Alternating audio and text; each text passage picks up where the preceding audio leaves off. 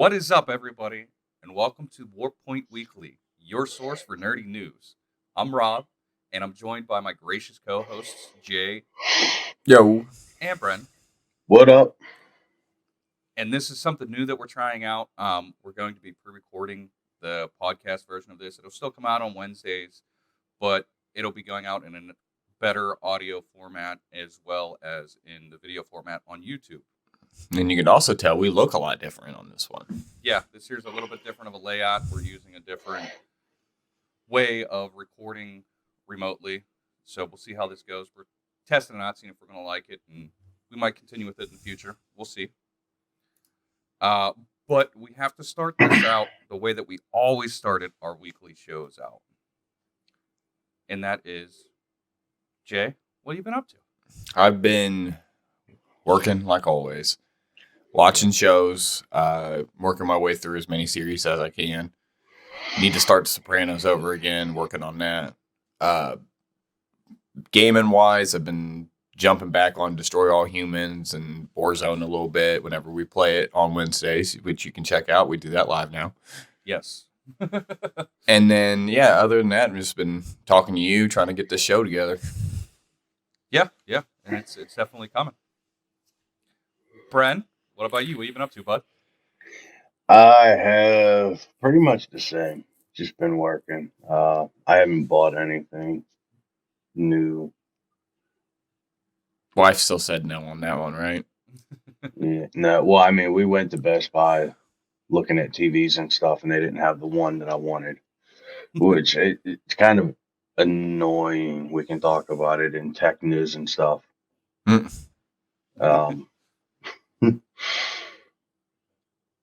Don't really watch anything. The wife and I did watch that new Zack Snyder movie, Army of the Dead. Yeah. I think it's called. The one where they're in Vegas. Yeah. Pretty good movie. It's your usual zombie outbreak movie, though. Although they took a bit of a different spin on it a little bit. Yeah. And I'm not going to spoil it for you guys. I mean, it's to be expected with Zack Snyder, so. Yeah. Not too much done in the basement or studio. Yeah, now it's gone from basement to studio.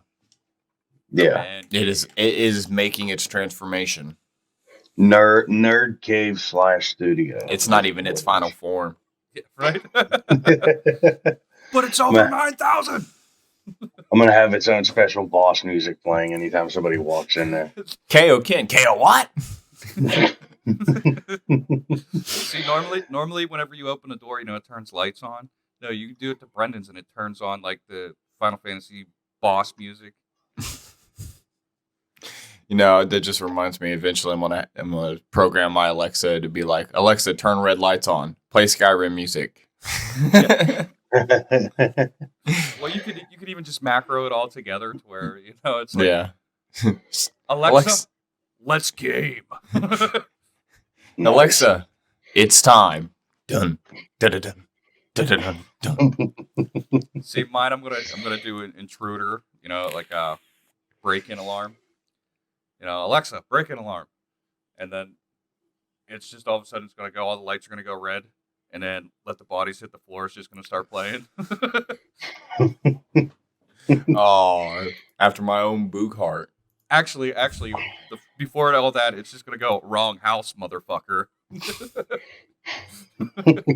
I mean, you can get Samuel L. Jackson as your Alexa voice. Yeah, exactly. So. That is awesome. I did not know about that. Yeah, censored and uncensored version. Oh, you got to go uncensored. Oh, yeah. Why wouldn't you? The only problem is I have Google Home. I don't have Alexa. And, I wonder if anybody's going to be watching this in their house, and it's just we've just set off their Alexa like 35 times. Yeah, right. God damn it. So, yeah, no, not a whole lot going on. Just watched the one movie with the wife and, nothing new as far as collector stuff. So, I've been playing Resident Evil. Yes. I cannot wait to... If it has anything to do with Lady Dimitrescu, censor yourself, yo. The internet's already too horny.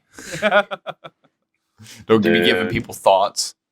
Well, we definitely have to do a spoiler cast on that. You trying to get squished? She throws that ass back. We're all gonna get squished.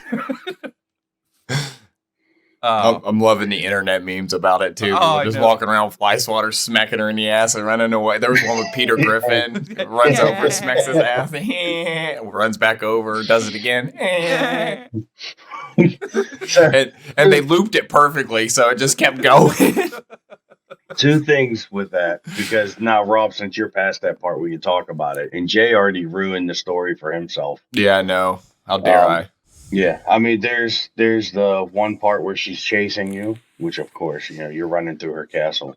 Right. Did you hit the glitch where her skirt flies up a little higher and then you see that she has no legs? No, I didn't. No. Mm-mm. Yeah, it's pretty funny. She was chasing me through the castle, and like there was a glitch in the collision mechanic where her skirt went up like to her knees. Yeah. And you could see just her feet. She has no legs. Oh. And then the other one was a joke meme where Ethan's in the Duke's room in her castle where she can't go, for whatever mechanic reason. And she says, you have to eventually come out, Ethan. You can't stay in there. And then she looks inside, and Ethan's as fat as the Duke. And they're both sitting there eating. Nah, he's got plenty of food. I can stay here for a while. Yeah, I don't ever have to leave. I like it. Who's I like Rose? it a lot. Yeah, who's Rose? So that's not a name I've heard in a very long time. Rose? Do you mean roast duck? Careful, Brent. You're gonna have Jay spitting his coffee across the room. I haven't done a spit take in many years, so we'll see. It was close. It was close. Rose? You mean we got some rosemary chicken back here? Yeah, is that what we're talking about? The centerpiece. The centerpiece is roses. I don't know. Yeah. But yeah, other than that, I haven't really been watching anything. I've been working a lot. That's about it. Just been playing Resident Evil a little bit. I've read that it's a short game, but the replay value is very high. Yeah, there's a lot of different unlockable guns and yeah, new ammo game options, so you can basically carry the same stuff you had into another playthrough. Mercenaries mode, Ammo. Yeah, and you have to get like you can unlock every lightsaber. Yeah, I was about to say everybody already knows about the lightsaber, so you have to get like S ranking or double S ranking, like highest ranking you can get on all the mercenary levels. Yeah. In order to get it. Yeah. So, with that there, we're going to move right along into our news. Yay! Oh, Rob. Yeah. We were talking about her last night. It's Donna Beneviento. Yeah. The doll maker. Like I said, she's not as hot as Lady D, but she's not too bad herself. With or without the scar. True. Yeah, you know what? I'm gonna go back through and play because I don't recall how she got her scar. It's something lore-wise. You got to read it. Yeah. So I remember there's a reason, and I know that her, mutation, it goes through her face. Yeah. Like, that it makes her more deformed because of it. All right, guys. So we asked you guys a question, and we had some decent answers come from it. This episode's community question, and I can't say that these are going to be in every episode, but we'd like to get them into at least once a month. And, we really appreciate the feedback and the answers. So this episode's community's question is, what 2 games would you like to see a collaboration of? And first and foremost, we have our buddy Miko.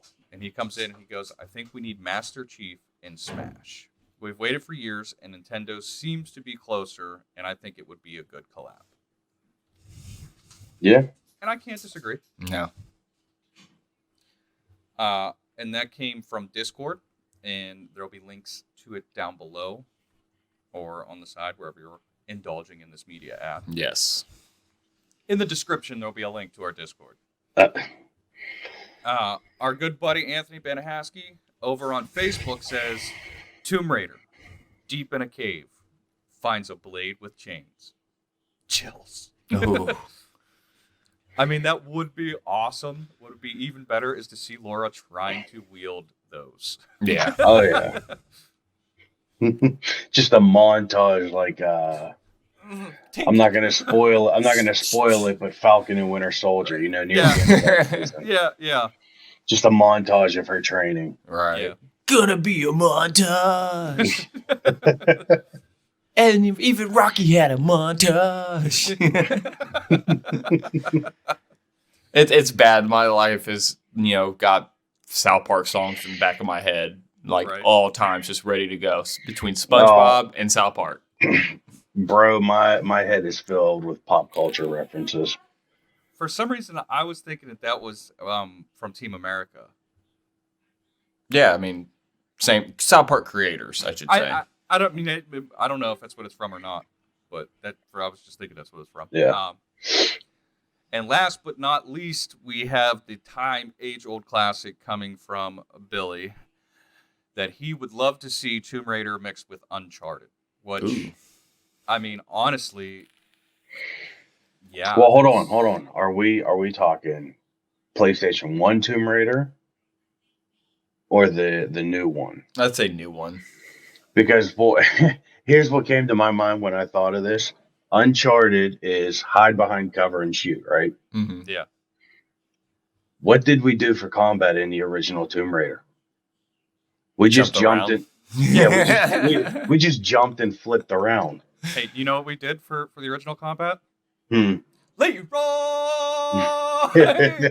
Jenkins. Which, if you would have joined us last Wednesday, you would have seen Brendan doing that while we were playing. Oh Warzone. God! Every time, just We're like, me and Jerry, like, all right, where are we gonna drop? Where we gonna drop? And there he is. He's like, I don't even have a parachute. Who needs that shit? And he's just at the back of the plane. You got to keep it fun like that. Yeah. So, yeah, but that's all I thought of. The PlayStation 1 Lara Croft just back flipping around right over any cover that Nathan Drake's hiding behind. Mhm.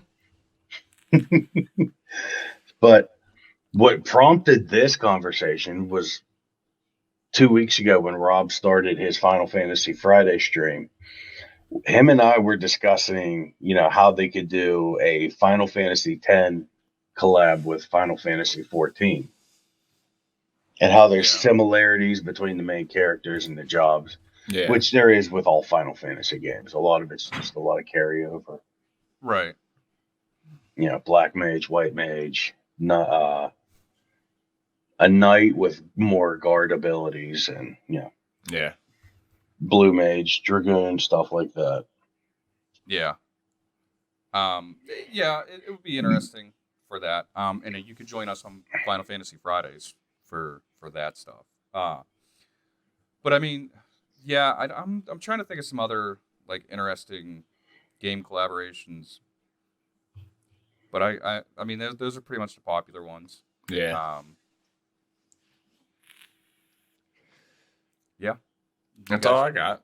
I tried thinking of every blend I can think of, but every time I think of a blend, I'm like, wait, this game has this, and this game has it. Like, I was sitting there like, Max Payne Bullet Time with Zelda. I'm like, wait, Zelda even did that.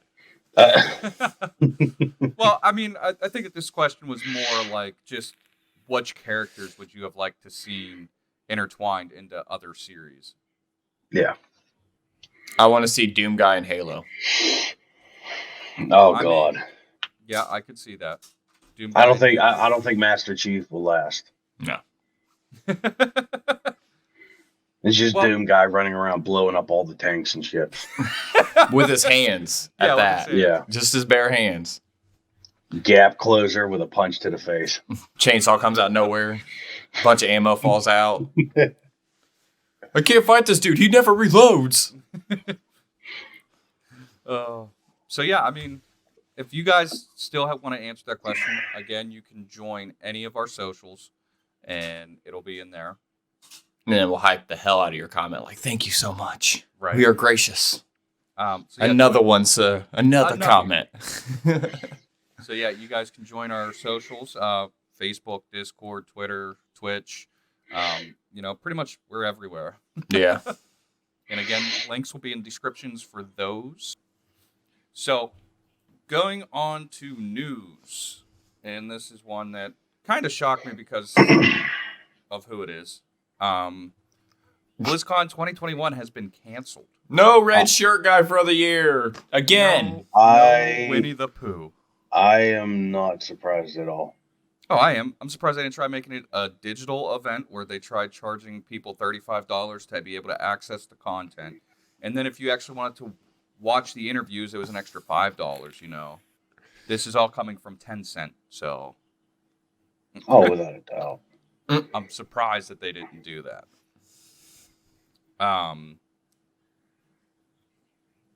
So this is the second year in a row that BlizzCon has been canceled due to pandemic reasons. The company, however, has said that they are planning on hosting a global event set for early next year. And let me tell you, you know how many people this pisses off that wanted news about Diablo 4, Diablo 2 remaster, Overwatch 2. They got a lot of shit and a lot of irons in the well right now. Yeah. Yeah, well, Rob and I said the same thing about Sony for the whole year before the launch of the PS5. I still don't know. I still don't get it. Well, what's funny too is BlizzCon is trying to cite that it's an epic and complex affair. You did it digital last year, and it was just fine. Didn't. Oh, they didn't do digital? No, they didn't do BlizzCon last year. Well, what did they do recently where they literally dropped news for pretty much everything, and you could go and tab into what you're interested in and then skip if there was Overwatch news and you only cared about Diablo or... Look, it's plain and simple. They saved themselves the time and money from either having to do a digital event or an even in-person event. They still get to keep the hype going for their game because, as you said, Jay, two of them are staple franchises that people love. Yeah. Diablo 2 Remaster and Diablo 4. Yeah. The Diablo franchise is more than enough hype, albeit people aren't going to be very happy about it, but the hype will still be there for it, and they don't have to put out the money. I mean, yeah. Nor do they have to sit through the hassle of doing an online event. I mean, I was pretty much on board that I was going to get Diablo 4 as soon as it comes out anyways because I love Diablo. Right. Yeah. So. Yeah, and that's the thing. This hasn't deterred you from buying the game at all. No, but I still don't really like dealing with Blizzard, I'll be honest. I hate that my Call of Duty is integrated into an Activision launcher with Blizzard. Right. I mean, yeah, you're not going to be happy about putting that money down on the counter. You might slam it down a little bit. Virtual counter. I mean, everything's... Yeah, virtual counter. Nobody really buys. Unless I can get a statue of Diablo. I mean, only idiots like me still buy physical media games. As I look behind me at my 100+ physical copies of games. I mean, you can't really see, but there's some special edition stuff on there too. I have a Cade 6 just chilling. Yeah, that's nice. Mm-hmm. So Jay, what you were talking about, it was called BlizzConline. Oh, that's right, yeah. And that took place in February. Was it that soon? I thought it was a little bit longer. Yeah, no. The global event for next year will compromise an online show like the BlizzConline that took place in February and smaller in-person gatherings. The company says they will reveal more about that in the future. So basically, they hit us with the Sony, stay tuned. Yeah. Please stay tuned. Stay tuned. We're going to have a weather check. It's just going to be Blizzard news. Yeah, right. Yeah. So, and did they say? I think they were aiming towards more February, weren't they? They just said early next year. Okay, then it must have been something else I was reading.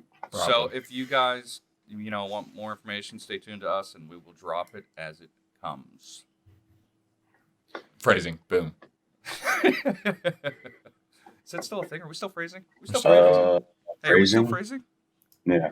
But as soon as we get Con 2022 news or any type of news like that, definitely put it in the program. Mhm. Yes. So keeping on with the con.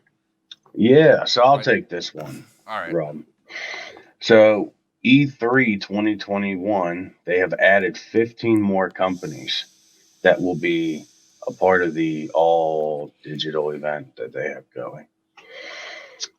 So the 15 additional companies that they now have are Razer Intellivision, Eureka Studio, Tastemakers, NetEase 24 Entertainment, Norton Gaming, Goolikit, and SK Telecom. 6 independent game developers have also been added to the list, including Burgos Games, Dream Tech, Ghost Street Games, Hooded Horse, The Sixth Hammer, New Blood Interactive. Now, I mean, everybody's heard of Razer. Yeah. Intellivision. I've heard in television, they sound like, I want to say they were more of I'll have to look into them, but I believe they're a game company. But these other ones I haven't heard of. I mean, Telecom, that's a connection company. Norton Gaming, I don't know if that has anything to do with Norton Antivirus. Yeah, that's what I was thinking too. Let's do a quick search real quick because we can do that on the fly. Right. So in television entertainment. And television is from Mattel. Norton 360 for gamers. Oh, okay. It's antivirus for gaming. Yeah. And Intellivision is a home video console released by Mattel Electronics. Wait, what? From like the Yeah. 70s. Yeah. Okay, this could be an interesting lineup. But they're still making stuff though. Yeah. That's what I'm saying. It's going to be an interesting lineup. Welcome to the family. I don't know how I like it. I'd have to look at it and see more about it. Right. Eureka Studios Tastemaker sounds familiar too. So, I mean, but we can look into these companies and talk about it a little bit on Wednesday. Yeah. Yeah. But there's also news that apparently Nintendo is making the Pro. That's why. So I don't know if it's true, but it is a rumor that they're going to end up showing it off at E3. Well, actually, we have some news down below about that too. Yeah. That the rumors and are I mean, it's going to come before E3 now. Oh, really? So we can move the list around a little bit. So they're saying registration for E3 2021 opens to the general public on June 3rd. A fully programming schedule for the 4-day event is expected to be released in early June. So in a couple days, we should be getting some news. Is it a physical thing, Rob, or is it an all digital event? E3 is all digital.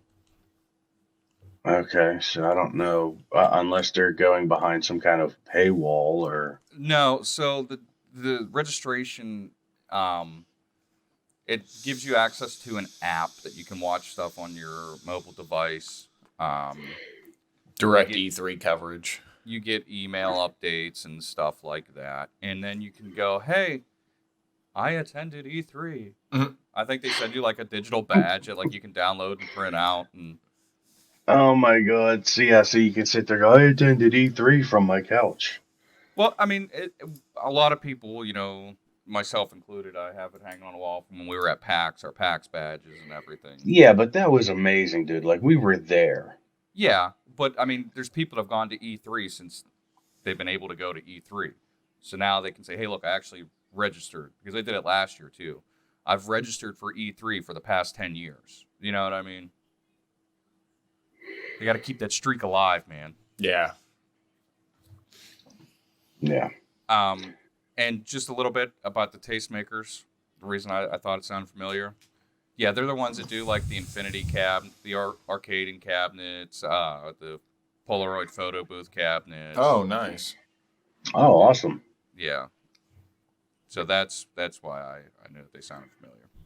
Are you sure it's not going to be a general admission event then, from what it sounded like? Yeah, Sounds like they got booths coming up. No, it's all digital. Hmm. E3 is all digital. Gotcha. And the programming schedule will come early June. And I believe it's taking place the middle of June. Because, as we reported last week, a little bit when we were touching on it, Xbox's summer showcase is June 13th, which is right in the middle of E3. Nice. Hey, there could be reasoning behind it. Well, there's a bunch of companies that I think are going to do it, and I think Sony's going to do it too.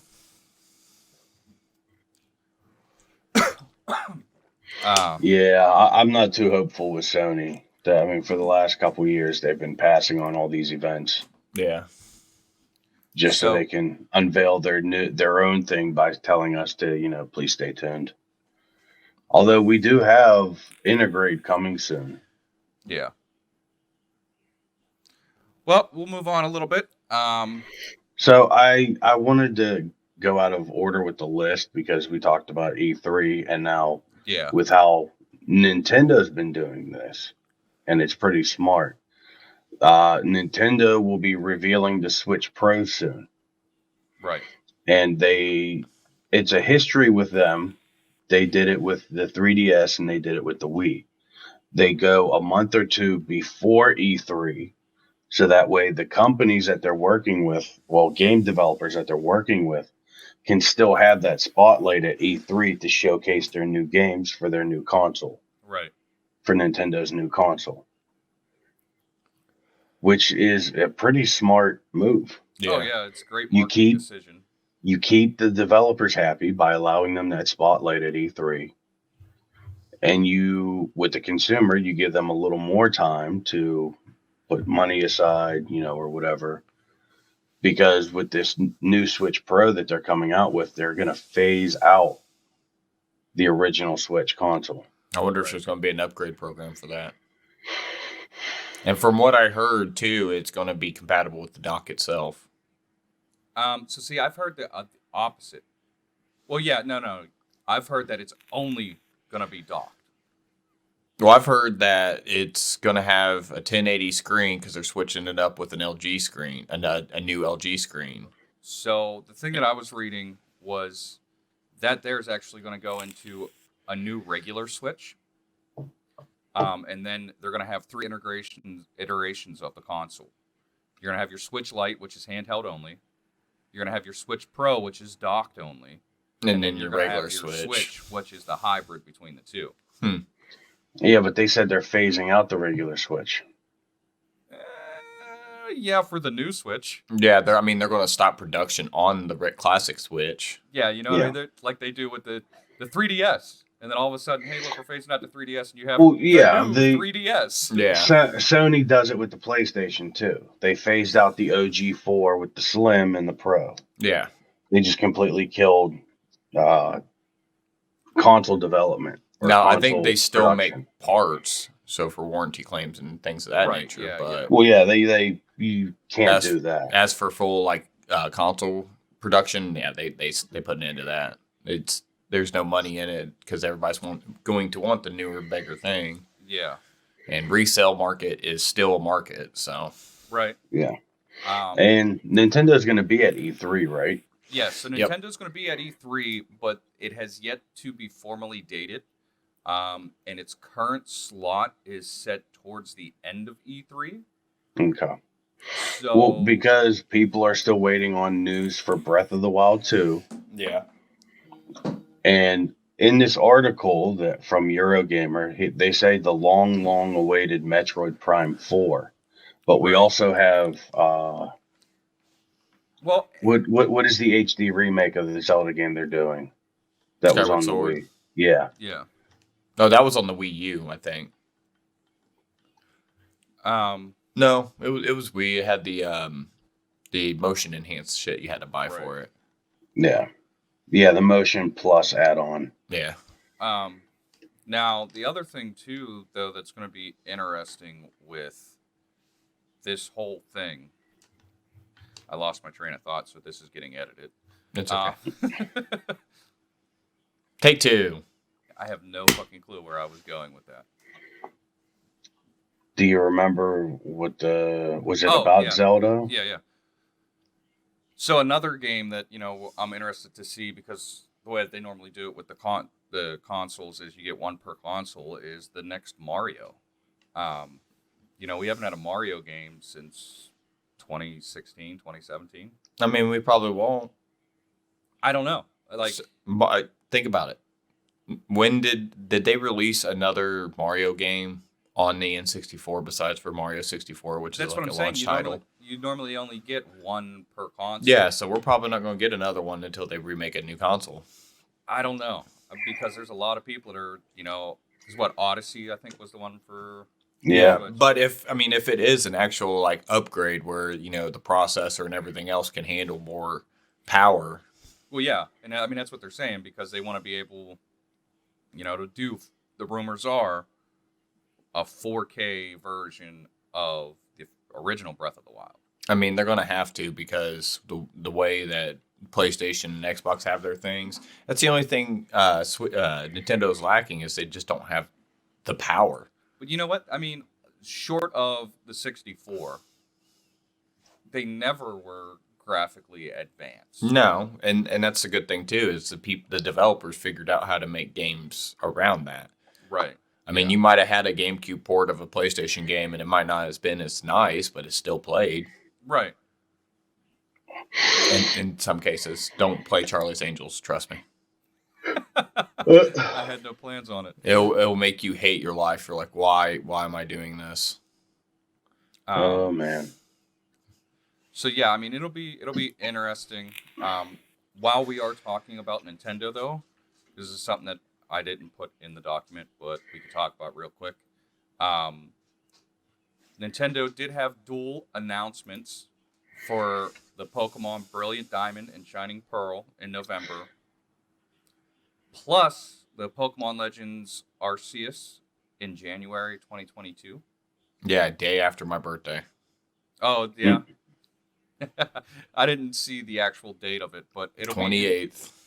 It'll be interesting to see, how that all plays into fruition.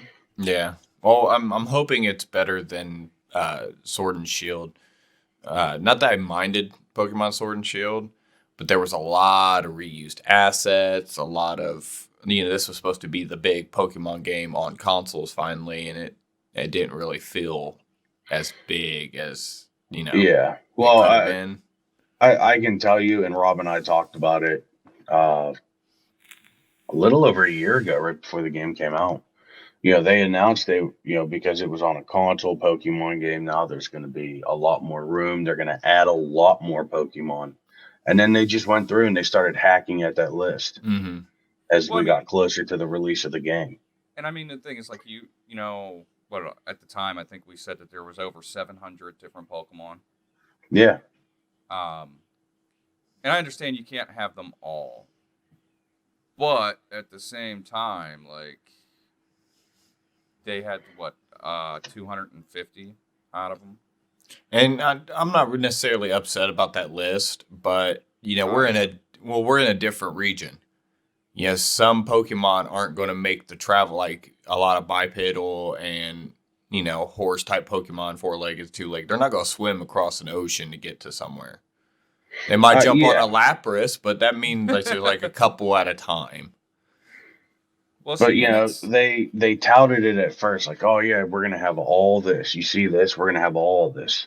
And then as it went on, we're like, well, no, we're just gonna keep. Okay, we're gonna cut that list and that. We're just gonna keep. You guys, you like Gen 2 starters? They didn't make the cut. Right. So now that's the thing with Arceus, or however you want to pronounce it. Arceus. And I think, didn't they reintroduce some of them behind the expansions? Pokemon Home. Well, they introduced some of them. They did Galarian versions of the 3 legendary birds on top of being able to get the original Kanto legendary birds. Yeah. And then they have this battle dungeon area where like pretty much every legendary is in the game. But again, like I don't think Typhlosion's in it yet. And that's my OG. Right. But like with Arceus, I know that they're saying that you're gonna have a mix of starter Pokemon. Well, it's the first ever Pokemon game canonically. Like this Right. is This is before everything. Yeah. This is, you're going to be creating the first ever Pokedex, basically. And it's going to be set in Diamond and Pearl region of Sinnoh. Mm-hmm. Which is where Arceus was, so. Right. So it's an ancient Sinnoh, more or less. More feudism. Right, yeah. Than how Sinnoh was, which I think Sinnoh was Europe. It wasn't European. It might have been European because Sword and Shield were British by nature. Right. Yeah. So it'll be interesting to see where that all plays out. It'll be interesting to see because it looks like it's more of an RPG-based game. Yeah, because I mean, you don't have regular Pokeballs. You have like these the original, Pokeballs, the original like prototype Pokeball. And in some of the stuff that I've seen, they were like sneaking through tall grass to sneak up onto Pokemon. Really? Yeah, it seems like the battle aspect might be different. It seems like it's going to play more like Breath of the Wild. Yeah. Which I'm all right with because like again, as a big Pokemon fan, this is Pokemon lore and this is like ancient Pokemon lore essentially. Right. This is shit that we have to read, character dialogue or in-game book, which is like 4 lines and have to proceed from there. Trust me, there's a lot of Pokemon lore, but you have to go through the Pokédex. You got to go through like every line of dialogue. Yeah. It's a lot of work. Well, for example, Gold and Silver hinted that your rival was Giovanni's son. Yeah. Well, in Heart Gold and Silver, he is actually Giovanni's son. Oh, see, I haven't played Heart Gold. Spoiler for like a fucking 20-year-old game, I guess. I don't really care. Like, I don't have any plans on going to play it. I mean, good luck finding a DS or a 3DS to play it. I thought they hashed it onto the Switch. I don't think so. And which game? I mean, Heart Gold and Soul Silver. If I really wanted to, there's other ways. Arg. Well, I mean, it's not illegal if you go buy a copy of the game. Yeah. So but those sites are illegal. Oh my god. We're not here getting into legalities, people. So, talking about another game that I link with. If you have Heart Gold, you could be rich. They're selling for between 20 and 25 grand on eBay. Jesus. Shoes. Is it in a box? Yeah, in the box. I don't care then. Just give me the cartridge. I'm not paying that much for a game. So another game that I link closely to Nintendo, even though it's from Square Enix, is we have an official announcement for a loosely kept secret of Dragon Quest XII: The Flames of Fate. The revealing of the game came at the end of a brief live stream that was marking the 35th anniversary for Dragon Quest.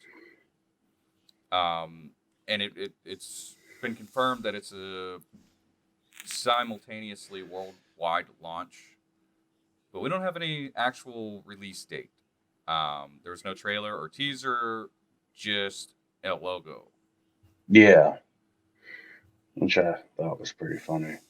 Now, I'm not going to lie, dude. Dragon Quest 11 was amazing. Mm-hmm. Did you play the full game? I did. I do. I haven't beat it. Yeah. Well, I mean, the demo that they released alone was 11 hours. You could do it in 8 if you, speed ran it. What's 11 on? Everything. Everything? Switch to? Yeah. Yeah, I know it's on Switch because that's where I played the demo. Okay, I was about to say, if it's on Switch, I might pick it up, just play Dragon Quest again. I haven't played Dragon Quest since, the original, or not the original, but the PlayStation 2 one. Yeah. I have 7 or 8?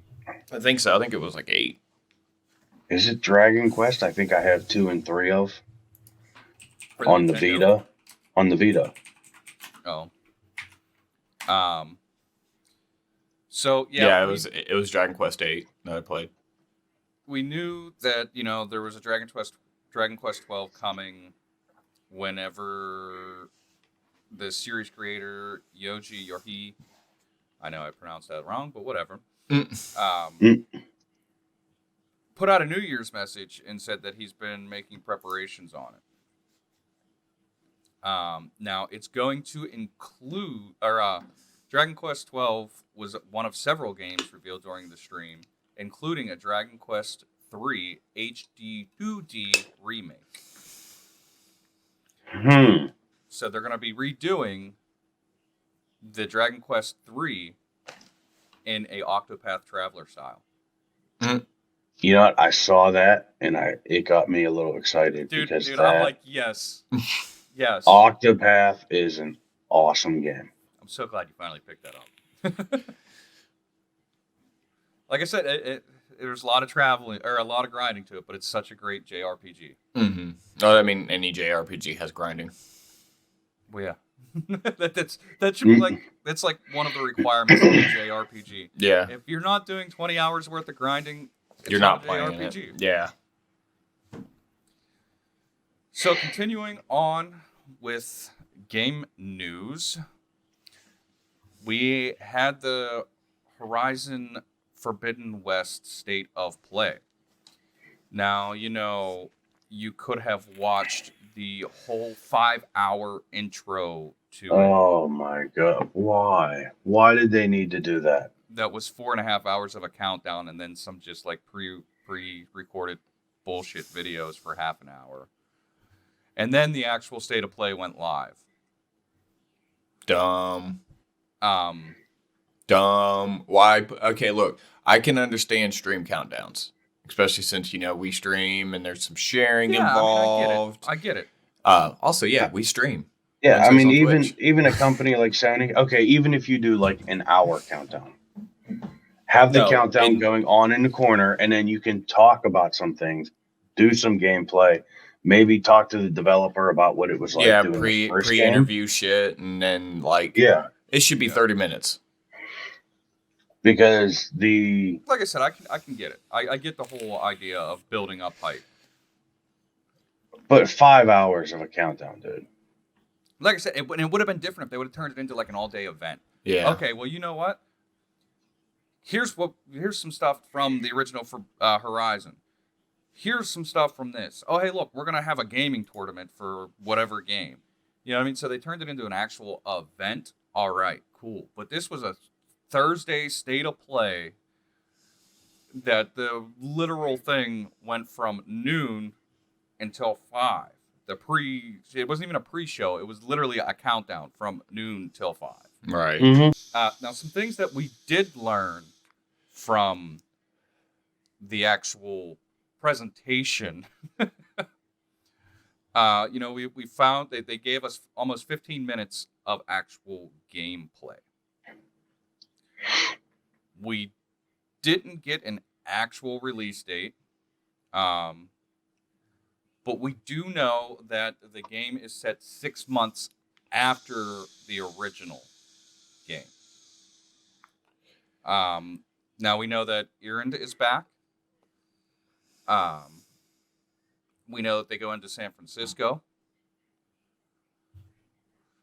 And we've seen that there's upgraded tools. We've seen that there's, new ways of playing, new abilities.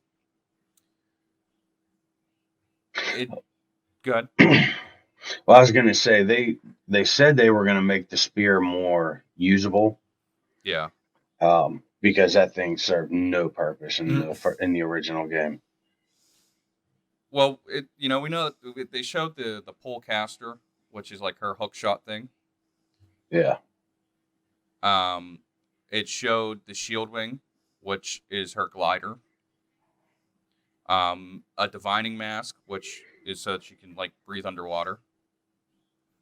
And her focus ability is also getting an upgrade that it shows where you can free climb and do other things, and it's giving you the ability to override more machines for more mounts or combat. Now that's really cool. I like that, considering it sounds like they're going to make this even more open world. Yeah. Um, Well, and the thing about it too that is really cool with like, you know, all these things getting upgrades, it falls in line with the lore and the story. Yeah, I because, mean, that makes sense. you know, Yeah. as she goes on, you know, stuff that was harder to do in the original, you know, she's been doing it for years now, so it's easier to do. Mm-hmm. Well, for months, not years, but you know, Yeah, I didn't think it was that far into the story, but you know, yeah, no, she's- they said 6 months. 6 months.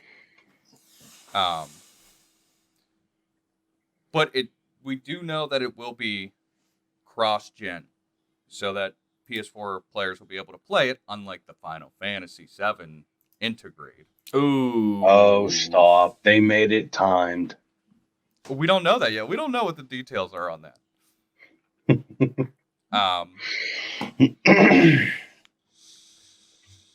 So yeah, I mean, it looks beautiful.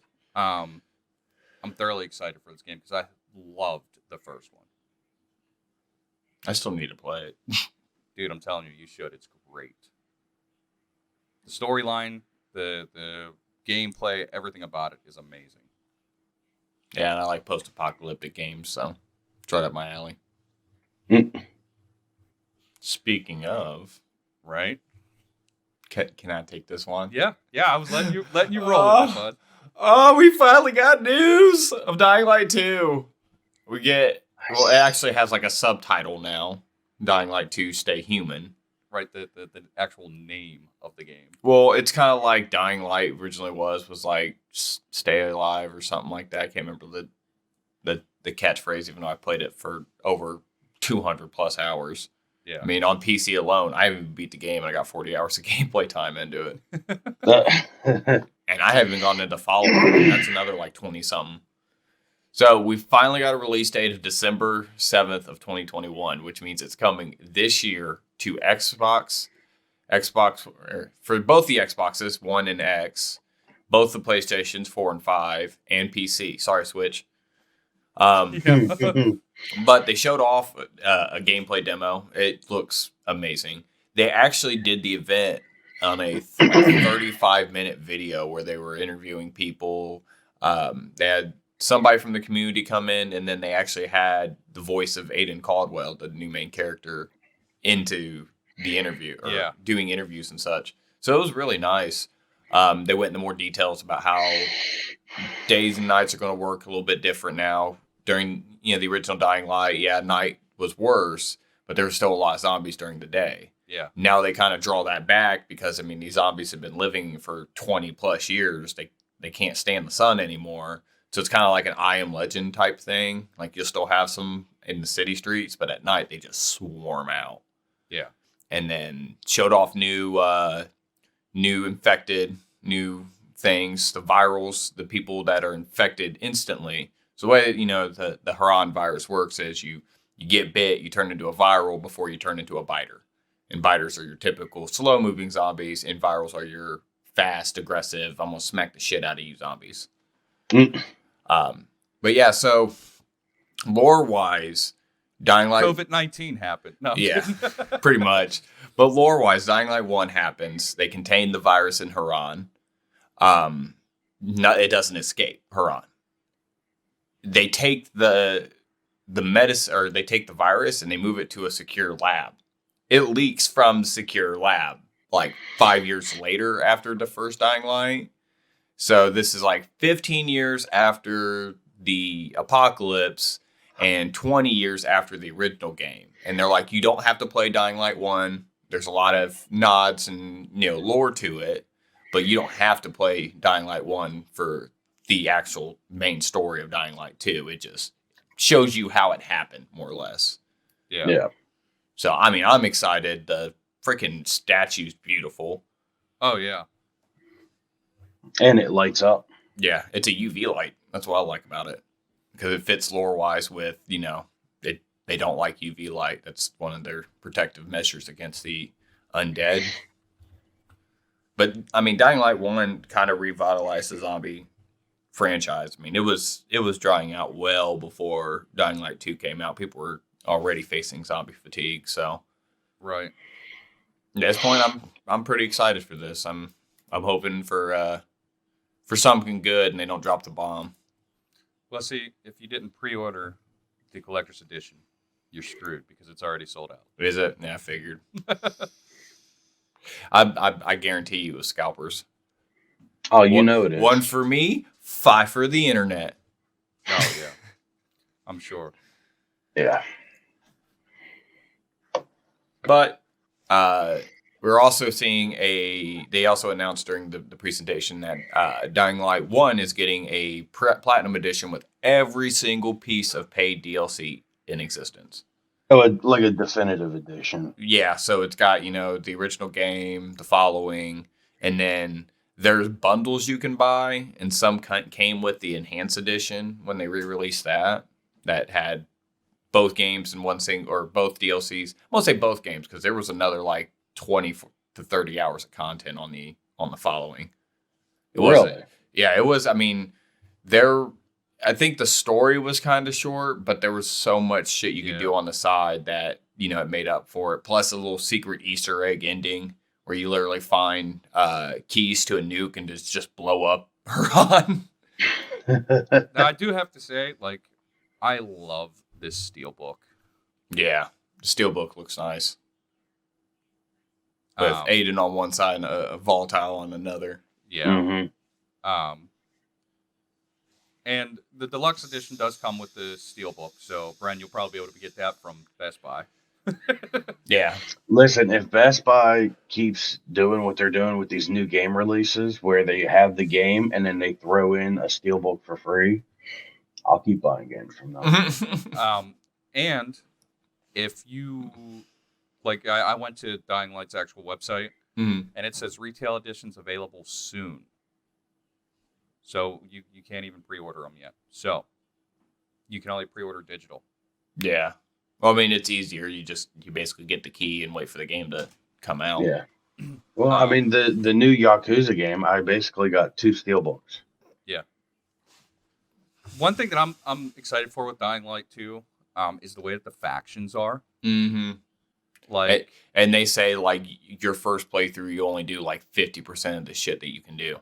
Well, yeah, because like depending on what you do for one faction depends on where your story goes. Yeah.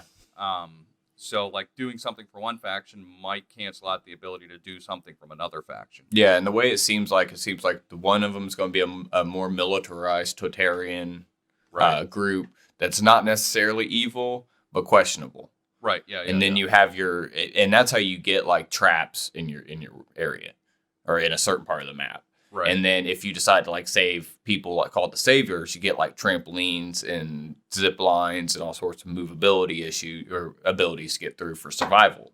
Yeah. So you have like combat and you have survival. And then you have the renegades, which apparently are going to be your evil faction. If you just want to make everything all banded out, you can just do that. Fuck shits up. Yeah. And I can only imagine how the bad ending is for Aiden. I'm calling it out. If the bad ending for Aiden is he's going to die. Because that's how they usually been doing the bad endings, a.k.a. Rockstar. I mean, they had 2 different endings where he died. One where he gets stabbed and the other where he just dies peacefully or just dies. Yeah. Huh. So, that is... Oh, no. Not last but least. Wow. Oh, yeah. I was about to say that was the last game we had. The last game we had. So now we're gonna move on to a little bit of movie news, and I'm fucking stoked for it because it is my favorite villain in the whole. I can't say MCU, but my favorite Spider-Man villain. We have the casting for Kraven the Hunter.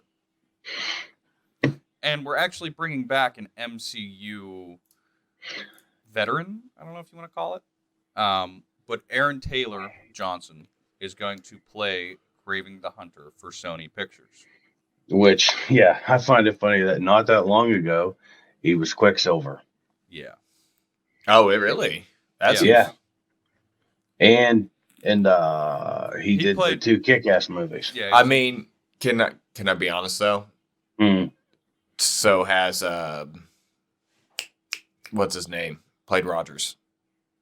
Chris Evans. Yeah. Chris Evans played Johnny, the Human Torch, Johnny, and then he played Cap. Captain America. See, Yeah.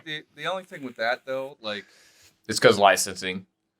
well, that was like, I don't want to say separate from the MCU, but it was. Separate It was. from the- It was 20th Century Fox. Same with the X-Men.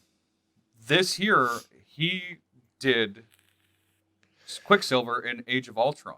Yeah. Like, Mhm. so there might be, like, if they plan on doing a extended Spideyverse, like what we're hearing rumors are, and it's been conflicting back and forth now, that, you know, No Way Home is supposed to be. I don't know. The origin story of Kraven. Well, if he's playing Kraven, like, I mean, he's the same, like, I don't know. It'll be weird to see how they're going to do it. I mean, I hope he buffs out. Because Well- Kraven was a big buff hunter. Well, here's the thing. Yeah. You could tell, like, going back to the first Kick-Ass movie, the scrawny little kid that he was, Yeah. and then even In into Kick-Ass the 2, second he was one. actually, like, built like a dude because he went from, like, teenager when that movie first came out to finally, like, 20-something years old. Yeah. And he was actually lean, and Yeah. then And even in Ultron, he was buff. I mean, Quicksilver was pretty buff Yeah, compared to what he's Quicksilver. usually been. but this picture now, like, he looks like he's got some guns on him. Yeah. Yeah, I mean, the hair I can agree with. The kind of pompadour, you know, undercut with a beard. You give him maybe a little bit more bushier of a beard. Give him that iconic mustache. And then, I mean, yeah, if he gets ripped, I mean, honestly, probably should have been someone like on the scale of Vin Diesel and Batista Right. on buffness, because I mean, again, Kraven's always been walking muscles. He's a hunter. He's fought lions, tigers, bears, and Spider-Mans. Oh my! That's With in his this bare article. hands. Yeah. Yeah, in this article, they say that the vest he wears is the head and mane of a lion. Yeah. Well, before, I don't think they had it in the animated show, but they definitely had the chest was a lion. Yeah. So it'll be interesting to see how that comes through, if they're gonna try to.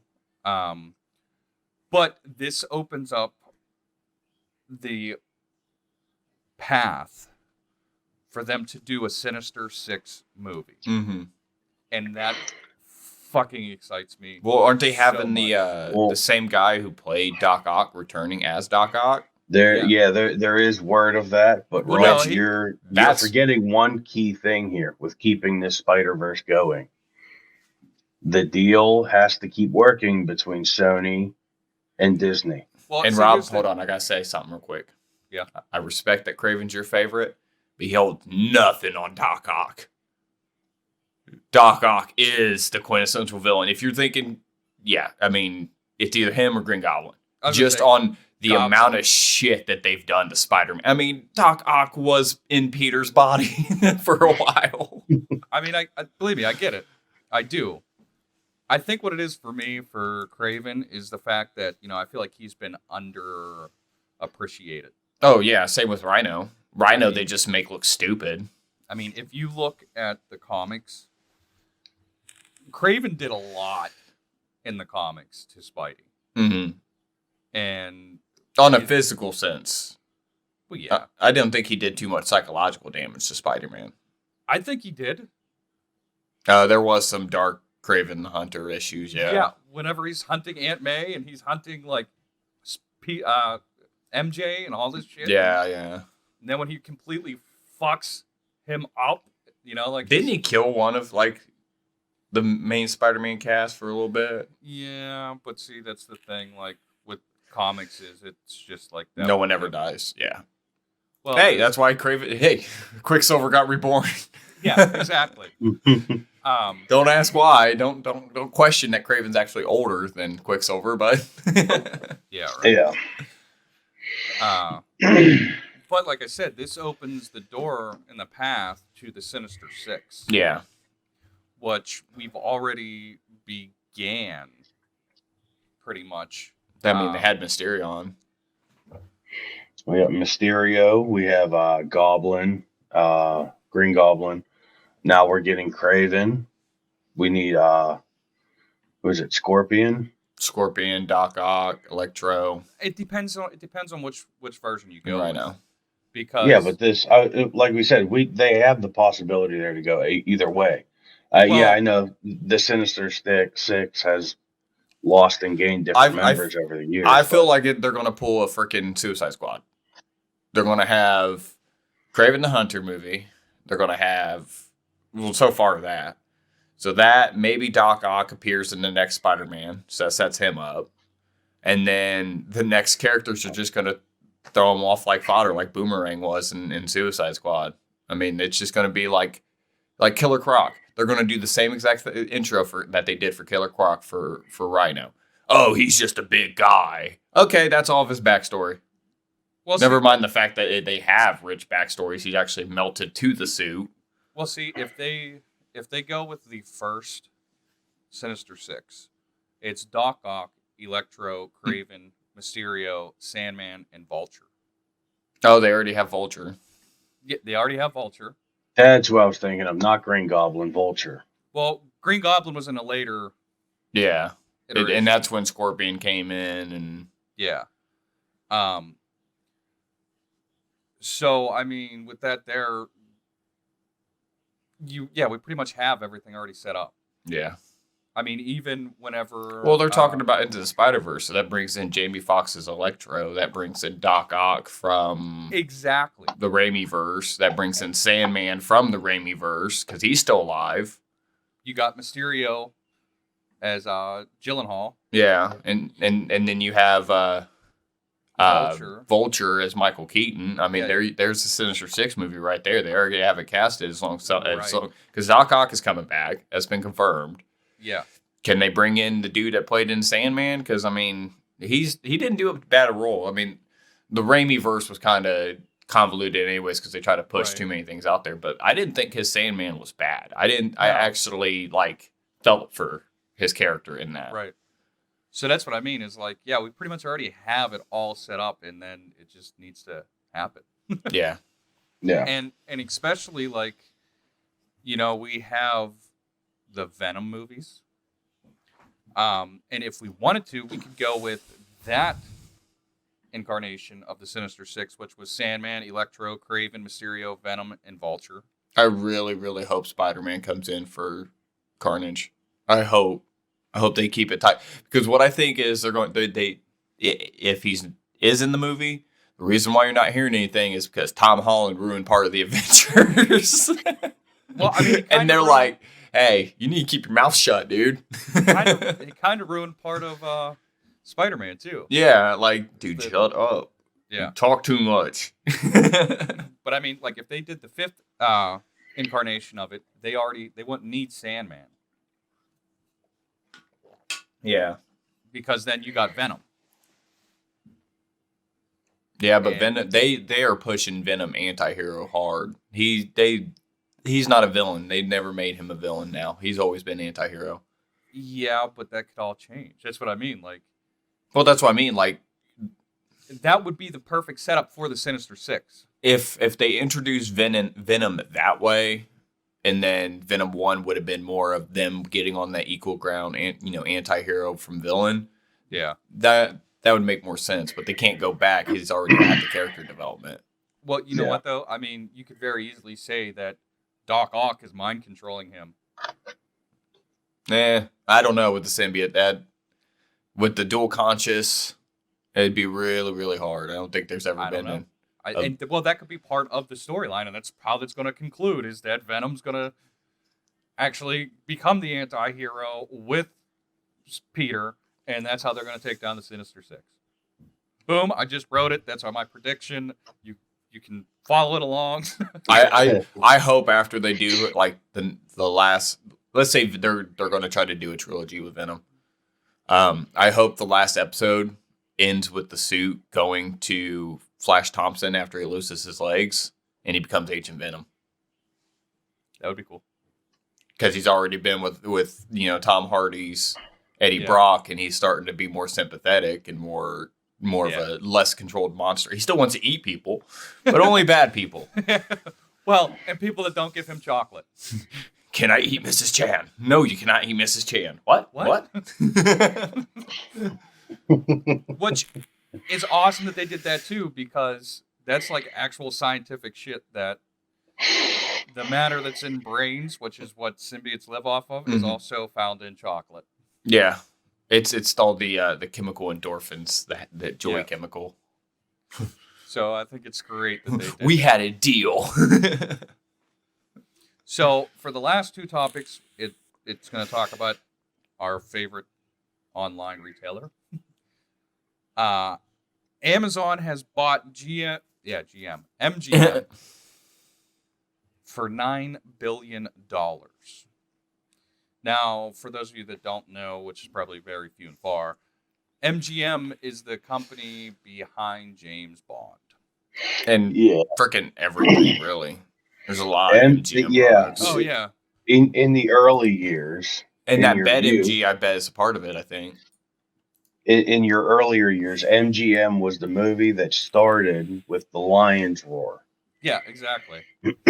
Which was, pretty much everything before the digital age. Oh, you want to hear something sad about the Lion Roar? Fun fact. That was an actual lion. The original was an actual lion that they were poking and prodding behind to get him to roar.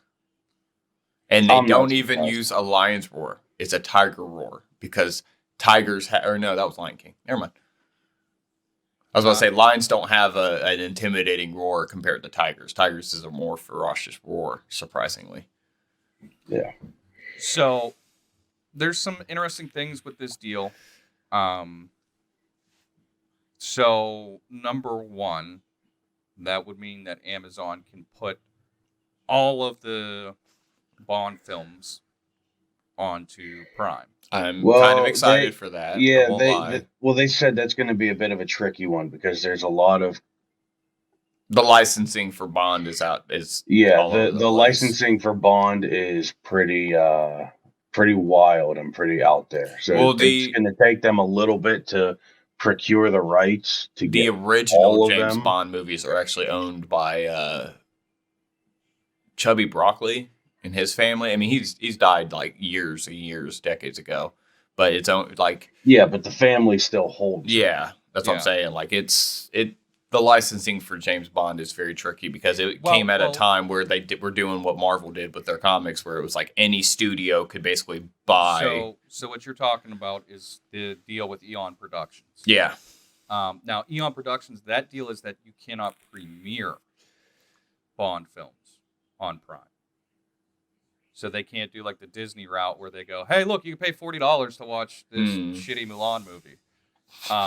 Who did that? Who paid that money? No. But acquiring MGM also got them Epics. Now, on its own, Epics is a decent pickup. They have a lot of films. Mm-hmm. But the thing that I'll be interested in is that Epics has a cable channel too. They probably don't care too much about that cable company. No, they don't. But Epics has a pay one deal with Paramount. Which Paramount launched their own streaming service, Paramount Plus. So for those of you that don't know, pay one is a fancy term that basically means Epics gets exclusive rights to Paramount movies after theaters. It means that films like Mission Impossible 7 and A Quiet Place 2 would be on Prime within a month and a half of them being released. I'm alright with that. Yeah. I mean, it's not a bad deal, but you're like, oh, God, Amazon, stop buying shit. Well, it says here in the article, it sounds like what Amazon's aiming for is, people sign up for Amazon Prime to get all that shipping and stuff and all the deals.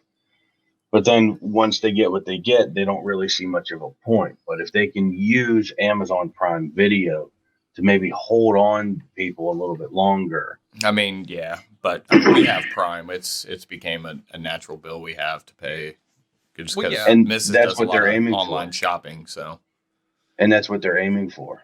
Well, I mean, yeah. Not only is it beautiful that you get the 2-day shipping, but for me, I have a Fire TV, so I could just go onto my TV and go on to Prime and watch all yeah, kinds of same stuff. here. It's just that beautiful thing to just be able to roll with it. Yeah. It's great. But they're saying MGM's library, which has 4,000 films and 17,000 hours of television, they also get classic titles like Silence of the Lambs and Rocky. Yeah. Yeah. So it'll be interesting to see how that all actually plays out. Right. It'll be interesting to see like how No Time to Die plays out. To see, because that comes out in just a couple months. Right. Well, 5, but 4. It'll be interesting to see how that actually plays out and how quickly that goes to Prime, because that's supposed to be released on October 8th. Could it be on Prime before Christmas? There's a chance. Yeah. And how would that hurt sales? The other thing too, though, is with Amazon taking this, they could also do it to where, okay, well, it's not going to be on Prime, but they will be able to do like they did with Mulan and shit. Mulan and all that, to where, okay, it's in theaters for 2 months, then you can buy it for 3 months on Prime, and then it'll go to the actual just regular Prime streaming. Right. Because you can buy movies on Amazon, digital movies. Yeah. So it'll be interesting to see how they actually play that out. Mm-hmm. And last but not least, and this is something that I know that me and Brent are going to be trying to snag up some stuff. Okay, probably you too. We'll see. We know that Amazon Prime Day 2021 is happening. Yes. Although they have not announced their official date yet. Right. It's still happening, yeah. But they say there's a Bloomberg report puts Prime Day near the end of June. Right. Which we know June is just in a couple days. Now, the thing is, normally Prime Days happens in July. So we'll see, if it's going to be towards the end of June, or if it's going to be actually pushed into July. Right. Now, last year, that was October, and it was like only a week's notice. They're like, yeah, Prime Day's coming. We don't know when. We don't know when. Hey, next week. So we know that Prime Days is 2 days of huge savings and deep discounts on Amazon.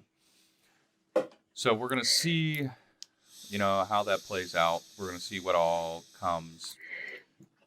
And even if you're not a Amazon person, other retailers also launched their sales just to stay competitive with Amazon. Yeah. The big sales events. But just basically keep your eyes open for it. It's better than Cyber Tuesday. Yeah. Cyber Monday. We'll let you guys know. So they say Best Buy and Walmart are the two big ones that launch their big sales events. All right. When Prime Day comes. So we'll stay tuned for that, and we'll give you more information on that. He hit him with the Sony line. Oh dear, something came up. And for those of you that aren't Amazon Prime members already, which if you're not, you've been living under a rock, you can sign up for a 30-day free trial and still get the discounts if you wanted to. Yeah, so just get the trial, cancel that shit before it charges your credit card, and buy shit. And what you could actually do if you really wanted to, you could get the free trial to get the discounts, buy an Amazon gift card, and then get that discounted, and then pay with that for your year of subscription. Or you take that Prime membership, your 30-day trial, you link it to your Twitch account, and you give it to us. I'm kidding, but you gotta do a little bit of shilling. Right. All right, everybody. Thanks for watching and listening to us ramble. Check out our socials in the descriptions. Hit the like, follow, subscribe, and share button. Remember, you can find us live every Monday, Wednesday, and most Fridays. Sometimes they're Saturdays, but Mondays, Wednesdays, and Fridays. Friday-ish. Yeah, Friday-ish. Yeah. On Facebook and Twitch. You can find, like you did today, this podcast either in audio format or in video format on Wednesdays on YouTube and whatever your favorite broadcast provider is. But again, thanks for watching. And as always, we'll catch you guys at the Warp Point. Peace. Peace.